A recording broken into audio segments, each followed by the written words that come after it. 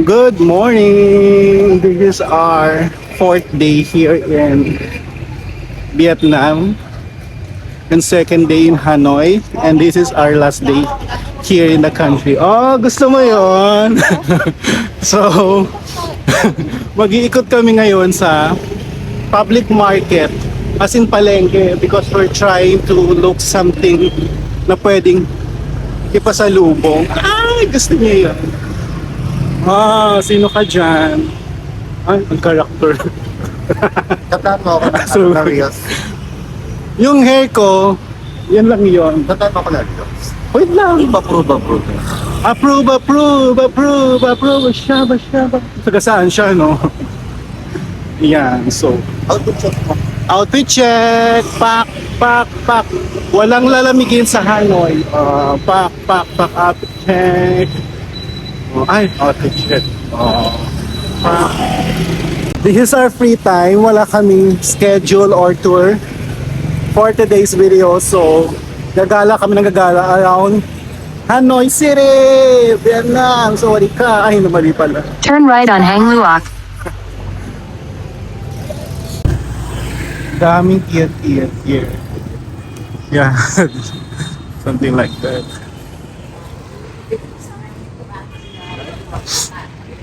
Malapit nga. Hindi. Iikot pa tayo sa other side. Ito rin pinuntahan natin kahapon, no? So naligaw-ligaw pa kami kasi gumamit kami ng Waze. Pero ito na pala, nasa harap namin ang Dongshuan Market. Pakita ko sa inyo, 3, 2, 1. This is it, the Dongshuan Market. Tara, let's go. Nawid na kami. Ayun na, maraming kalapati. Ayaw lumipad. Ayaw lumipad ng kalapati, marami silang pagkain. Sanay na yung mga kalapati dito. Oo. Pero sa'yo, mas mura sa loob. Inilabas, mas mahal. So nandito kami kasi maghahanap kami ng coffee.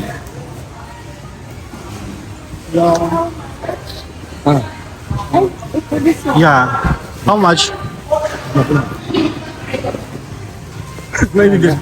How much? Isang set. How much?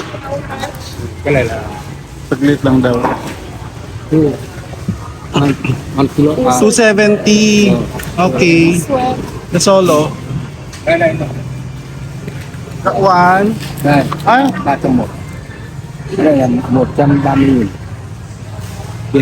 No, 100. 100. 110.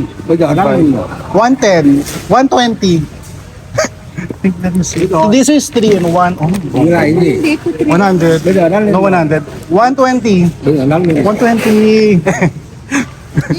Nakikipagtawanan ako. Nakikipagtawanan ako para bumili ako ng coffee kasi ito yung sobrang masarap na coffee dito. Sobrang masarap na coffee dito, which is G7. Nakikipagtawanan ako. Wait lang. Huwag ka, bilis na. Okay, sige. We go back, okay? Okay. We go back. We go back. Maram. Oo, babigyan daw tayo. Okay. Bibigyan daw kami. Maram. 125 na. Okay, later we'll buy this. Thank you. Come on. Diba? Ano pa kami? Tumatawad ka kami. Tapos paalis na kami, bigla kami tinawaran ng 5. Less 5,000. Oh, gusto niyo yun. Pakita sa inyo yung Dongshuan. Sabi. Dami kalapati. Ang normal ng kalapati dito, pwede mong huliin. Kung mahuli mo, malalaki na lang dahil ng pagkain kasi. Ayan. So nandito kami. Ay! Sorry, ayan yung mga kampoy. Ayan, mga dahil pasalubong. Chocolate. How much is that? 150, 1 kilo. Oh, less? 150. 120. Go for 120. Oh. Mag-iisip pa. Okay, 130. 130 daw, oh. Dapat mag-let's ka kasi. Is that Whopper? No paste, no free paste. Pepe.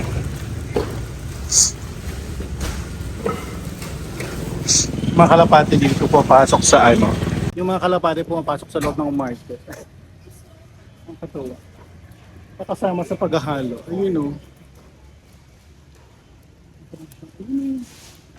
Ayan. Pet nila.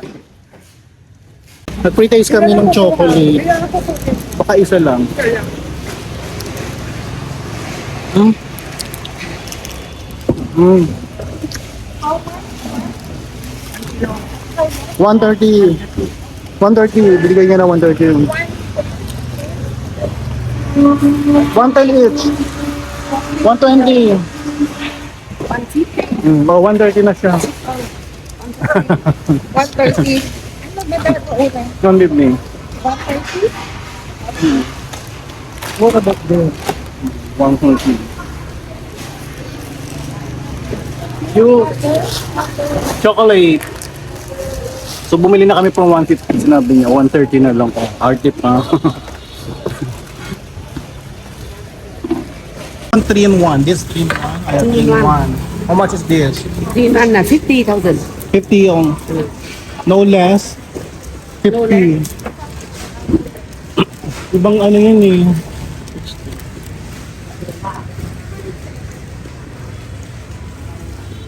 G7 latte. There's a lot of dry goods here. Yeah, so repacking area. Yeah, sobrang dami. Hindi repack sila ng mga candy.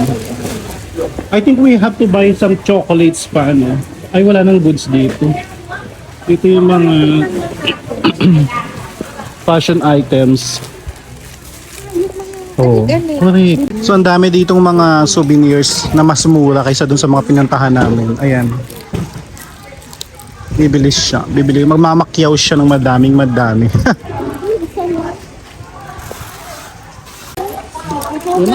Lima mulyo na. 20.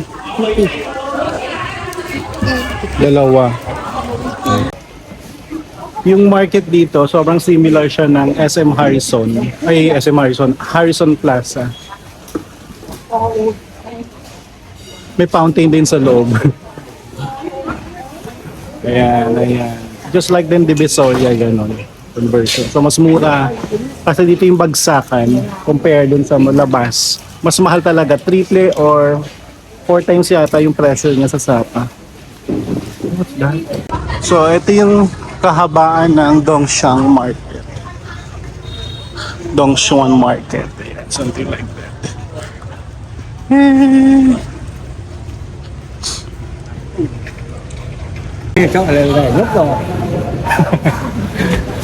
We can buy more. Tumatawad ako kasi nga hirapan kami, may language barrier talaga dito. Sabi niya, may tina-translate.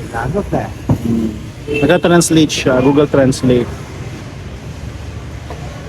No coconut one. Yeah, masarap yan. Coconut. Yeah, 4-in-1 organic. Coconut. Yes. 80. 80 we buy. 80. Pak, di mo kaya, Ben. That's latte. We don't like latte. 4-in-1 kasi. Pak. 80. Nakuha. Less din. Bait naman sila dito. Tapos ayan, may mga dried mangoes. Ito. Natikman na namin. Masasarap naman. Similar lang naman din sa atin. So nagpi-pre-taste kami dito ng mga parang desserts candies. Parang pop rice, something like that. Ang sasarap. Dito yung number 1, yung green. Yan. Ang sabi niya yung masasarap na pagkain. Pasalubong, gami, sarap. Kaya ninabuta kami na parang 30 minutes kami nakipag-deal kay kuya. Ang dami naming nabili. As in, so umabot ako sa akin yung nabili ko ay 430,000. How about you? 300 something like that, gano'n. Kasi sa akin dinoble ko yung kape dahil sobrang mahilig ako sa coffee. At mura lang yung coffee dito. So, ayan. Oo, parang naka 1,000 din ako.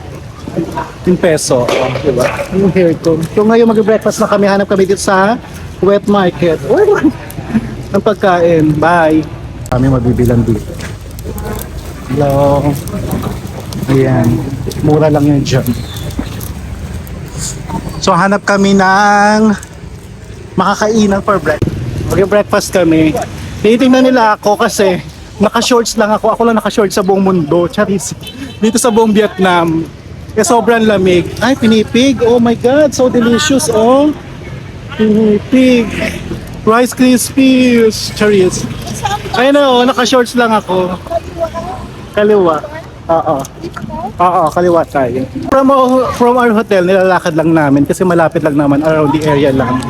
Same vicinity, so dapat mag-google map ka lang. Ganon. Ang bait ni ang bait ni kuya. Ang daming po yung pinakain sa amin, pati yung cashew. Hindi kami nakabili ng cashew kasi out of money na kami. Pero mas mura yung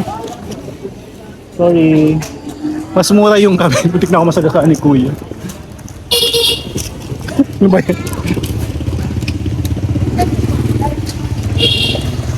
Ang dahil palang sasakyan. Behave lang tayo.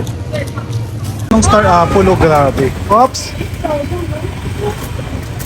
Ang dami ditong fruits and vegetables.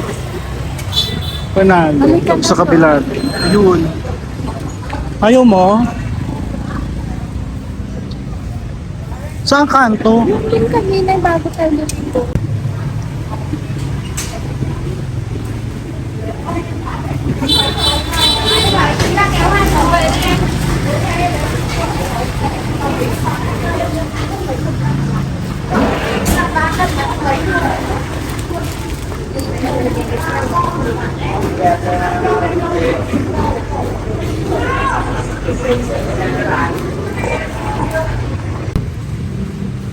So dyan kami kakain sa Buenru Quaton.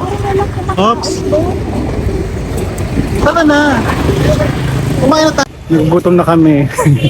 Hindi pa kami nag-breakfast. May nakita kaming Tiempo B here. Check Tiempo B here. Oh, chicken po. Yeah, something like that.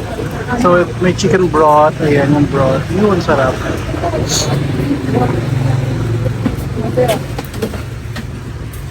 Sorry.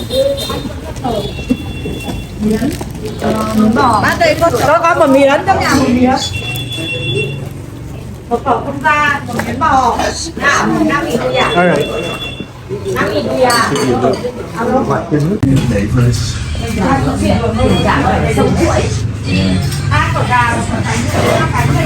So this is what we order. Chicken bowl, may bread, tapos side dish.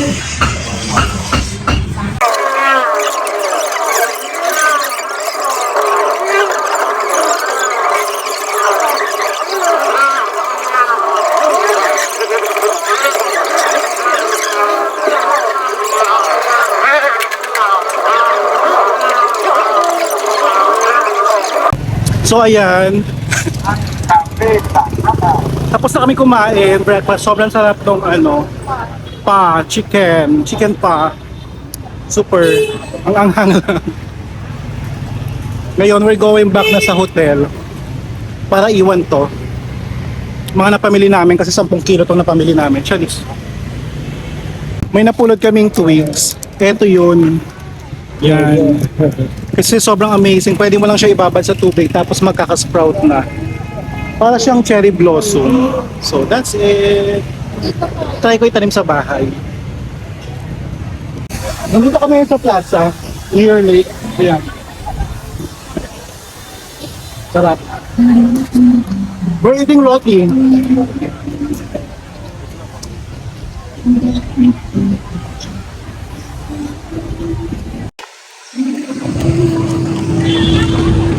Yan.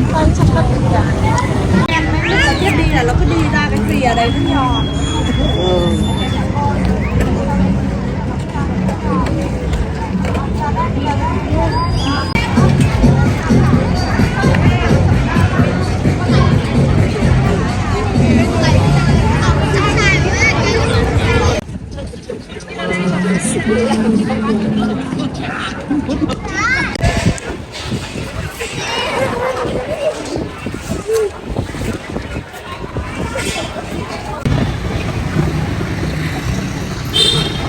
True one.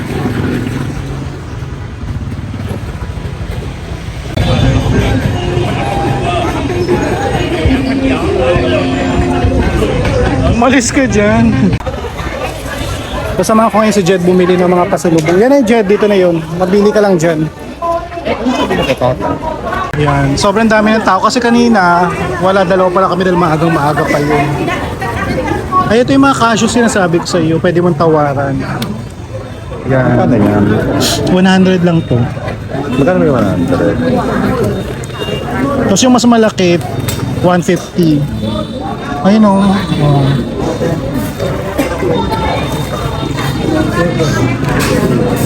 Ano yung tatay mo yun?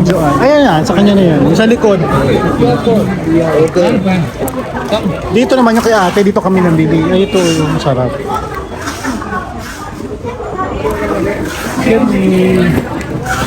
Yan. Naka-open lang siya.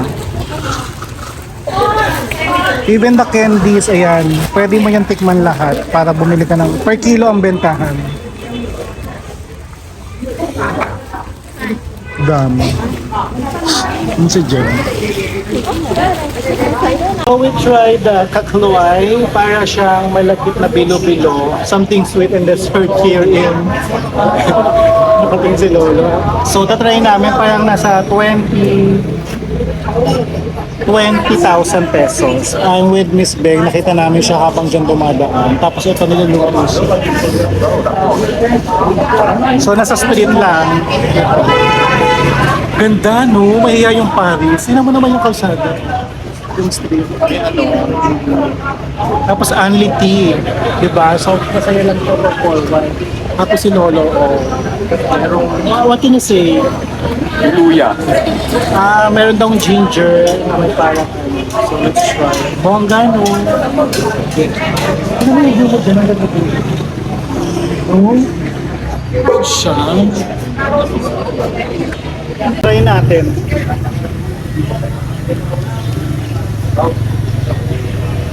Sarap. Soup niya may ginger. Rice bowl parang mochi.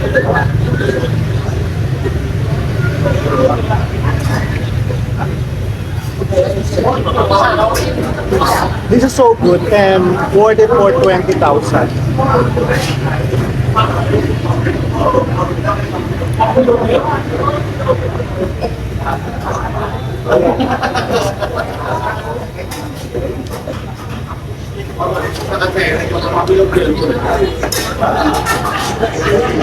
Kasi ako really So pasok kami dito sa ano ba to? St. Joseph Cathedral in Hanoi, Vietnam. Super laki niya actually. Yung super taas. Talagang may super.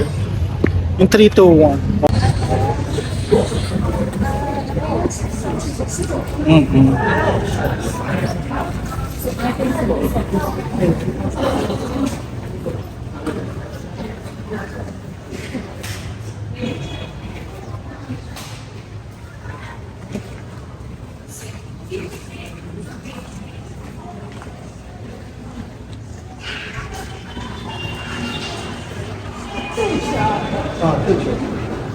Can we go to the...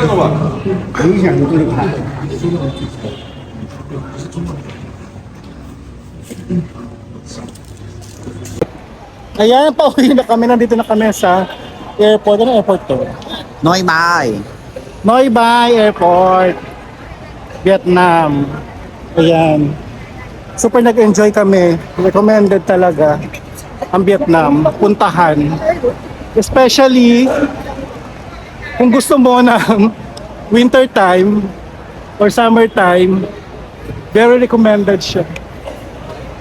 Whee! So, Sige, paglaruan mo. May hilo ako. yeah, uwi na kami. Salamat Vietnam. Thank you, Sin Chow. Pak. Ganda diba? Lalagay lang apis na. Uy, ano gagawin natin? Sabi sobrang jump pack here. And then excuse me.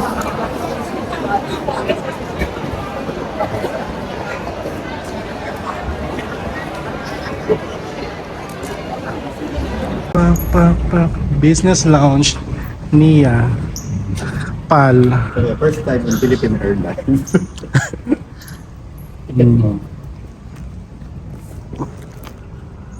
Dito kami sa lounge.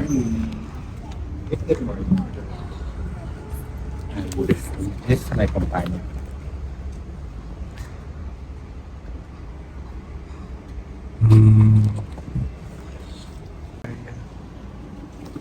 You want rice?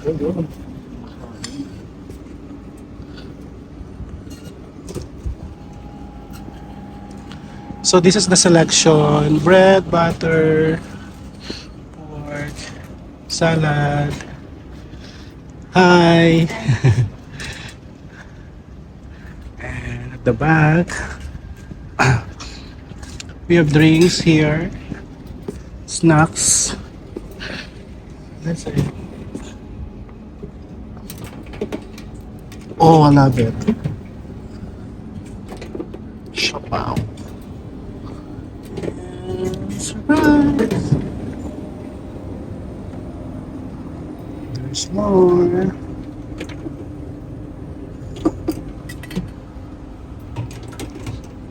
Cheers. Diba? Pak. So tapos na kami mag-dinner. Grabe, sobrang nabusog ako. So ngayon nag-wine na kami. Nag-wine kami para relax lang while waiting for our 2 hours. Ay 3.5 hour going to Manila.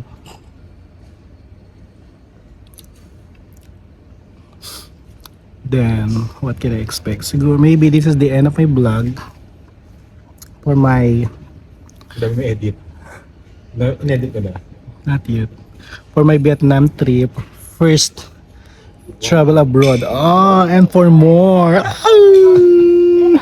More pupog, more pa. Vlog. Salamat ka sa akin kasi ako tumingin. Yeah. Thanks for Jedong. Sa sponsorship. Dahil pinilit kita ko muna ng passport tsaka. Yes. Ayan. So, what can I say sa travel ko sa Vietnam? In fairness, na open Open arms. Open arms. na open lahat ng possibilities. Na ano? Yung mga paniniwala ko sa Vietnam, yung mga beliefs ko sa Vietnam, pero sobrang recommendable ang Vietnam na puntahan because mas level up siya. Mas level up to be fair, mas level up siya sa Philippines. Mas deserve niyang mas umangat. Kasi ang organized ng government. Kasi una-una wala akong nakita mga homeless doon sa street, to be honest. Meron ako nakita isa lang nasa plaza, tapos nung 4th day pa, as in isa lang. Then the rest is history.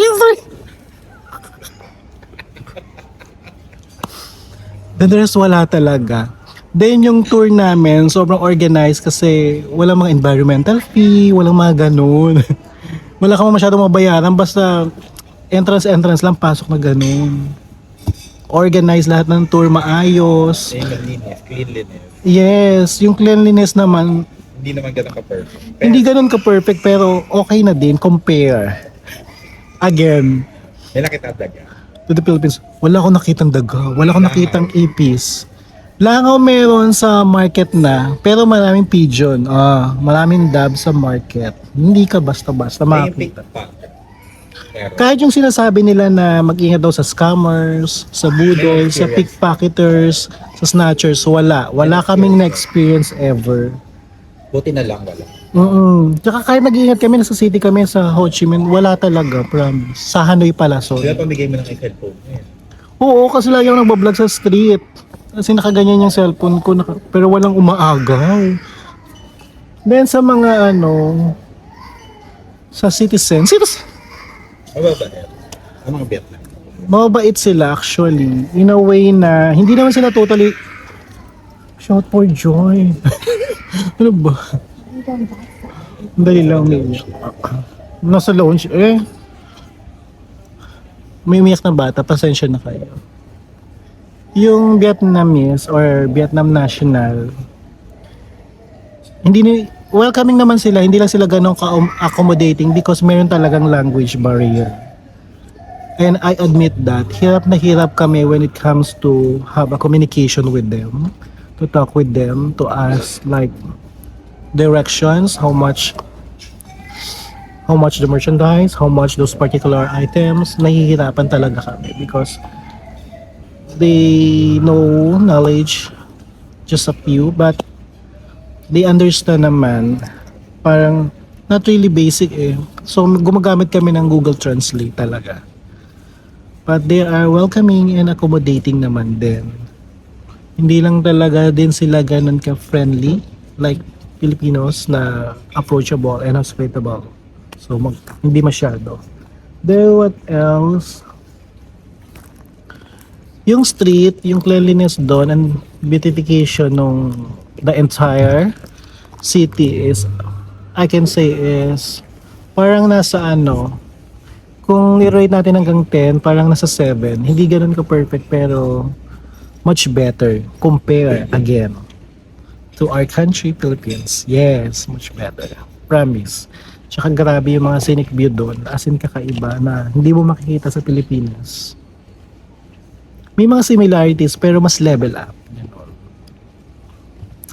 What else? Mas maraming motorcycle doon compare sa mga private vehicles kasi nga mas gusto ng government na yun ang gamitin para syempre maliit lang yung mga daanan doon. So the problem na is kanya-kanyang busina. Normal naman na yun. I don't know sa ibang country pero sa Southeast Asia normal yun na maingay talaga. And the food. The food! I love it. Na-surprise ako. Sobrang Mura. Mura ba? mura siya in a way na pag sa Southeast Asia, mura lang talaga. Compare sa ibang country. Alam mo, nakapunta na ako sa ibang food. Mura lang siya, tapos very affordable.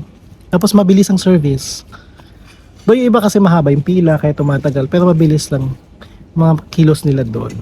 Tapos something na traditional yung kinakain namin, more veggies. Yung pa and banh mi, sobrang na-enjoy ko talaga. Parang everyday ko hindi makompleto yung araw ko na hindi ako makain ng banh mi and pa. Ganun siya kasarap. Tsaka healthy. Light lang. Diba?